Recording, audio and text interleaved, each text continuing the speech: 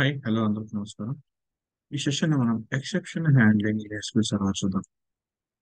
Exception handling అనేది మనకి error అనేది ఎక్కడైతే ఎర్రర్ అవుతుందో అక్కడ మనం దాన్ని హ్యాండిల్ చేయడానికి అంటే మన ప్రోగ్రామ్ అనేది అబ్నార్మల్ గా టెర్మినేట్ అవ్వకుండా మనం ఎక్సెప్షన్ అనేది త్రో చేస్తాం. అండి ఇంకొకటి ఏంటంటే యూజర్ కి ఏమి ఎర్రర్ వచ్చింది అనేది కూడా కన్ఫ్యూజన్ ఉంటుంది. సో అలాంటి కేసెస్ లో ఎక్సెప్షన్ యూస్ చేసి మనం పర్టికులర్ ఎక్స్పెక్టేషన్ అంటే ఈ పొజిషన్ లో మనకి ఎర్రర్ గా వచ్చే ఛాన్స్ ఉంది.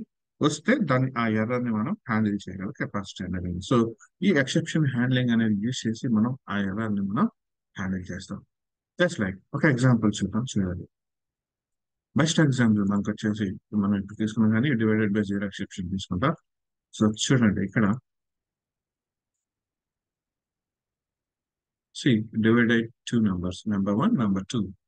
లైక్ రిజల్ట్ తీసుకున్నాం, result equals to number one by number two.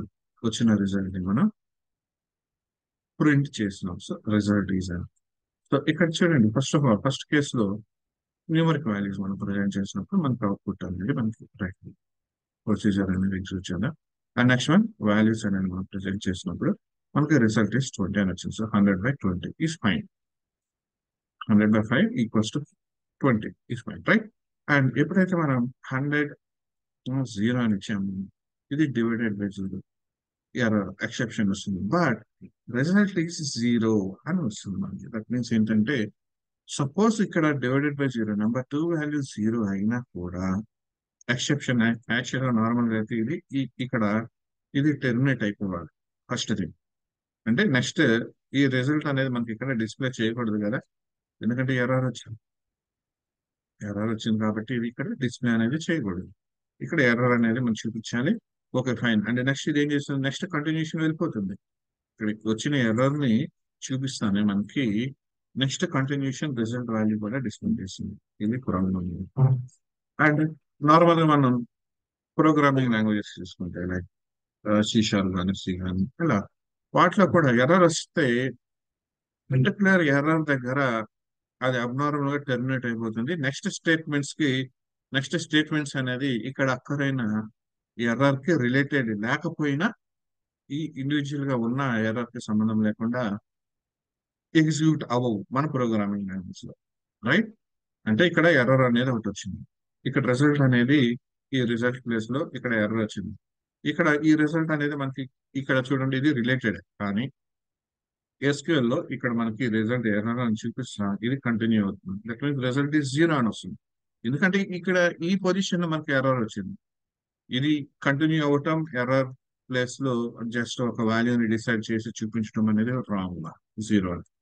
And అలానే నార్మల్ గా మనకి ప్రోగ్రామింగ్ లాంగ్వేజ్ లో ఎక్సెప్షన్ వచ్చినప్పుడు అబ్నార్మల్ టెర్మినేట్ అయిపోవటం కూడా రాంగ్. ఎందుకంటే నెక్స్ట్ స్టేట్మెంట్స్ అనేవి రిలేటెడ్ అంటే ఎర్రర్ రిలేటెడ్ ఉండవు. సో అలాంటి కేసులో అవి ఎగ్జిక్యూషన్ అవ్వచ్చు. సో టూ కేసెస్ లో కూడా మనకి ప్రాబ్లమ్స్, టూ కేసెస్ కూడా రాంగ్ యాక్చువల్. సో దానికోసం అని చెప్పి మనం ఏం చేస్తామంటే ఇక్కడ మనం ఈ ఎర్రర్స్ ని హ్యాండిల్ చేయడానికి చూడండి ఎర్రర్స్ ని హ్యాండిల్ చేయడానికి మనం టూ మెథడ్స్ యూస్ చేస్తాం. So error raise and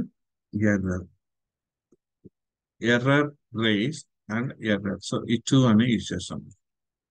normal గా ట్రై క్యాచ్ బ్లాక్ అనేవి మనకి SQL సర్వర్ 2005 లో మనకి ఇంట్రడ్యూస్ అనేది చేశారు. క్లియర్? అండ్ దీనిలో వచ్చేసి మనం రైజ్ ఎర్రర్. సో ఎక్కడైతే మనకి ఎర్రర్ అనేది వస్తుందో అక్కడ మనం ఈ రైజ్ ఎర్రర్ కానీ లేదంటే ఈ ఎర్రర్ అనే ఈ కీవర్డ్స్ యూస్ చేస్తాం, ఎక్సెప్షన్ హ్యాండ్లింగ్ అనేది యూస్ చేసి చేస్తాం. క్లియర్? సో ఒక ఎగ్జాంపుల్ చూద్దాం. Exception handling using raise error. Raise error ని యూజ్ చేసి మనం ఎలా ఎర్రర్ ని రైజ్ చేస్తాం అనేది చూద్దాం.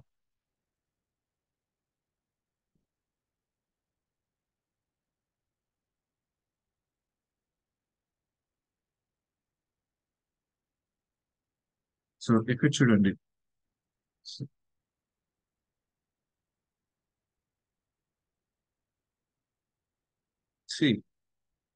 ఏదైతే మనం పైన క్రియేట్ చేసామో దాన్ని మనం ఇక్కడ ఆర్డర్ చేస్తున్నాం. Same declare save. అండ్ మనం ఏం చేస్తున్నాం, if number 2 is equals to 0 begin raise error. Like raise error అని కీవర్డ్ యూజ్ చేస్తున్నాం. ఎప్పుడైతే నెంబర్ అనేది 0 అవుతుంది. So second number cannot be 0 and 16,1 16,1 అని ఇచ్చాం. సో ఈ సింటాక్స్ గుర్తుపెట్టుకోండి. ఇది ఏంటి అనేది నెక్స్ట్ ఈ ఎగ్జాంపుల్ తర్వాత మనం చెప్పుకున్నాం. సో రైజ్ ఎర్రర్ లో ఏదైతే ఎర్రర్ టెక్స్ట్ అనేది ఇస్తుంది ఇక్కడ, రైట్, ఎర్రర్ టెక్స్ట్ అనేది ఇచ్చాం అండ్ 16,1 అని ప్రొవైడ్ చేసాం. సో ఇది గుర్తుపెట్టుకోండి. లైక్ నెక్స్ట్ సపోజ్ నంబర్ అనేది 0 కాకపోతే ఎల్స్ బ్లాక్ లోకి వెళ్తుంది. Set result equals to number 1 divided by number 2 print result. So దీన్ని ఆర్డర్ చేస్తున్నాం.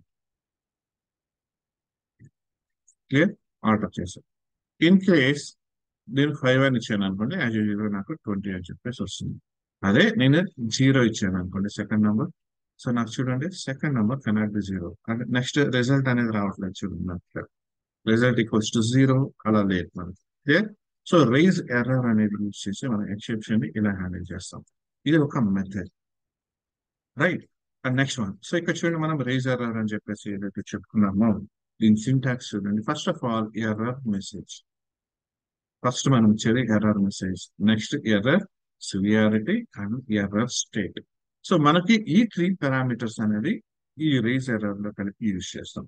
ఎర్రర్ మెసేజ్, ఎర్రర్ మెసేజ్ అంటే the custom error message that you want to display whenever the exception is raised.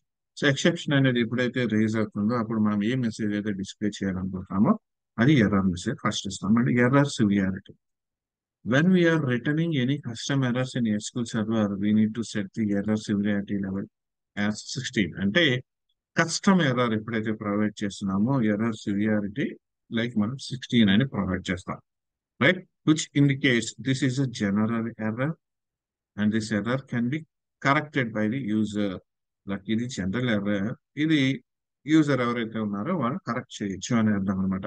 16 అనేది like error severity 16 అని ఇస్తాయి. Clear. And అలాగే error state, error state is also an integer value between 1 and 255. సో ఇది values వచ్చి 1 and 255 మధ్యలో ఉంటుంది. The error raise function can only generate custom errors if you set the error state value between 1 to 127 state అనేది custom error ని జనరేట్ చేస్తుంది. Clear. So raise error. So actual గా ఈ error severities, error states and error messages అనేది ఎన్ని types ఉంటాయి ఏంటని కూడా మనం ఈ వీడియో ఇంట్లో చూద్దాం. Clear. And now by using error raise and error, ఈ రెండు యూజ్ చేసి మనం ఎలా ఇంప్లిమెంట్ చేస్తామో చూద్దాం.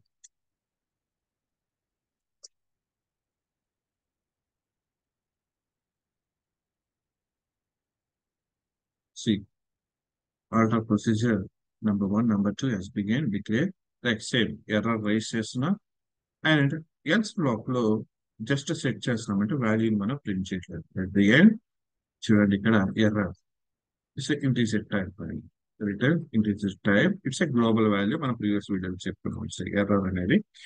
అండ్ ఇది 0 కన్నా like not equals to 0. So 0 means మనం success, right. So not equals to 0 means success కాదు అని అర్థం. సో సక్సెస్ కాకపోతే ఎర్రర్ అక్కడ మెసేజ్ రావాలి. ఇన్ కేస్ ఇది కండిషన్ ఫాల్స్ అయితే మనకి రిజల్ట్ ఈజ్ అని చెప్పేసి రిజల్ట్,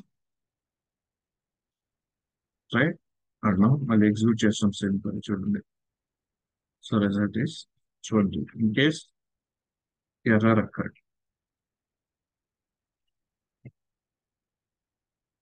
ఎర్రర్ ఏంటి? Second number cannot be 0. Okay. And raise చేసిన ఎర్రర్ ఏంటి? ఎర్రర్ అక్కడ. మనం రైజ్ చేసిన ఎర్రర్ దిస్ వన్ అండ్ మనం ప్రింట్ చేసింది ఎర్రర్ ఏంటి ఇక్కడ? ఎప్పుడైతే కండిషన్ సాటిస్ఫై అవ్వలేదో అప్పుడు ఎర్రర్ అక్కడ అని message. So by using raise error and error, so రెండింటిగా యూజ్ చేస్తాం. అండ్ అలానే start from messages. System messages నుంచి మనం చూడండి. సో ఎర్రర్స్ చూడండి, ఇక్కడ చూడండి మనకి ఎర్రర్ అంటే severity, right, and description what divided by 0 exception like it's 16 severity, right. So ఎప్పుడైతే మనం ఇక్కడ 16 అని ఇస్తున్నాం it's divided by 0 like based on error. Clear. So ఇలా ఇంకా చాలా ఉన్నాయి. ఇవన్నీ కూడా స్విస్ మెసేజ్ టేబుల్లో ఉన్నాయి అన్నమాట. Clear. Swiss message table. Clear. So concept అయితే ఒక ఐడియా అనేది వచ్చిందని అనుకుంటున్నాను. నెక్స్ట్ వీడియోలో కంప్లీట్ గా ఈ రేజ్ ఎర్రర్ అండ్ అలానే ఈ ఎర్రర్ రివర్స్ ఏదైతే ఉందో ఎక్సెప్షన్ వాటి గురించి చూద్దాం. రైట్, న్యూ వీడియోతో మళ్ళీ కలుద్దాం.